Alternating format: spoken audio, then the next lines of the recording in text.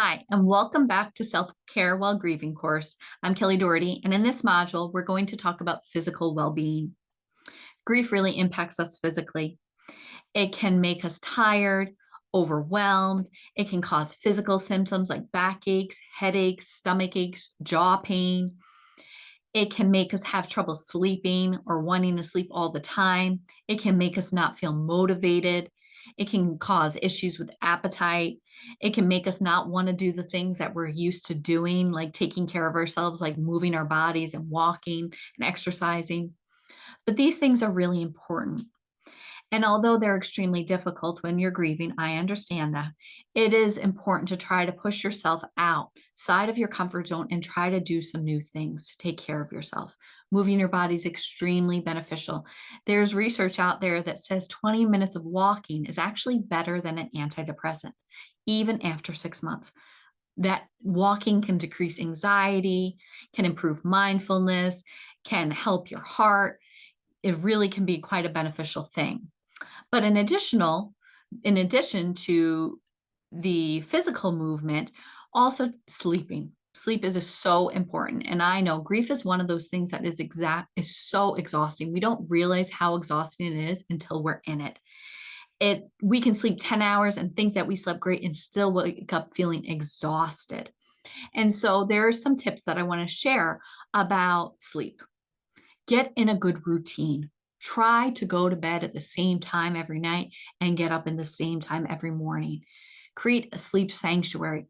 Don't sit on your phone in bed before you go to sleep, scrolling Facebook and reading all of these grief quotes and things like that. That's not going to help you. So try to create that sleep sanctuary. Lights off, quiet, no technology, unplug those things, making sure that you're comfortable. Try to take a break from technology before you go to bed, even TV. So maybe reading a book for half an hour before, that might be helpful. We need sleep. Sleep is so important. Some of us can benefit from something like melatonin. Not all. I find that I can't take melatonin. It gives me really weird dreams. So that might be something you want to use. People tend to do really well if they use a meditation app before bed and listen to that to kind of help quiet their mind before they go to bed. I have found a guy on YouTube that I really like. His name is Michael Seeley, and he does hypnosis for sleep. And I've actually found that the nights that I listen to him, I tested it with my watch, my deep sleep doubles those nights. So again, creating a good sleep routine, getting up at the same time, going to bed at the same time, making sure you're limiting your technology before bed. If you wake up in the middle of the night, do not pick up your phone and scroll on Facebook. That is not helpful. Making sure that you are creating that sleep sanctuary, making it nice and peaceful. For me, I like to sleep more in the cold. I rather get under those blankets and cover and be snuggled up. So find what works best for you. So in addition to sleep, we need to talk about nutrition, making sure that you're eating what you need to be eating. So many people, when they're grieving, have a hard time eating. They don't have an appetite anymore. You really need to try to make sure that you're getting good quality, high nutrient foods into your diet. If you aren't eating, try to eat little small meals throughout the day. That might help, especially if you're experiencing stomach aches.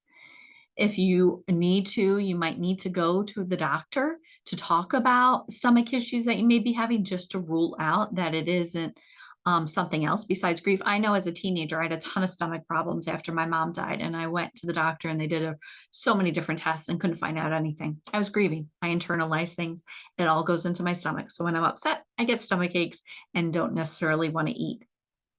So, but of course, you have to consult with a medical provider to make sure and rule out any issues that may be causing those stomach problems. But nutrition is key. You need to make sure that you're eating some good quality foods and trying to maybe limit the sugar, maybe limit the caffeine, especially also the caffeine when it comes to terms of sleeping. You don't want to be drinking caffeine too late in the day. I read something that really after 1 p.m., we really should not be having any caffeine, because that can really still impact us when we go to bed that night. I would also encourage you to limit your drinking. Alcohol is a depressant and it can definitely intensify grief. People think that they're getting a break when they drink, but unfortunately, it is a depressant. Maybe the next day you feel even more sad or more depressed. So, really be mindful of your alcohol. And if you need some additional support around that, reaching out to maybe some Facebook groups or local community peer groups, or reaching out to a mental health therapist or coach that can help you with those things. So, physical well being, we need to make sure we're moving our bodies, whatever that looks like. Maybe it's 20 minutes of walking. Maybe it's getting on an elliptical, going to the gym. Maybe it's doing a video at home if you don't have a gym membership. Maybe it's running. Well, I wouldn't say I love to run, but really do enjoy running with a group. I offer a grief group where we combine a grief group with training for a 5K race. The women all love this program. It helps them move their body and have a goal to work towards, which was really important. We want to make sure that you're getting good quality sleep. We want to make sure that you are getting good nutrition and just trying to reduce that anxiety.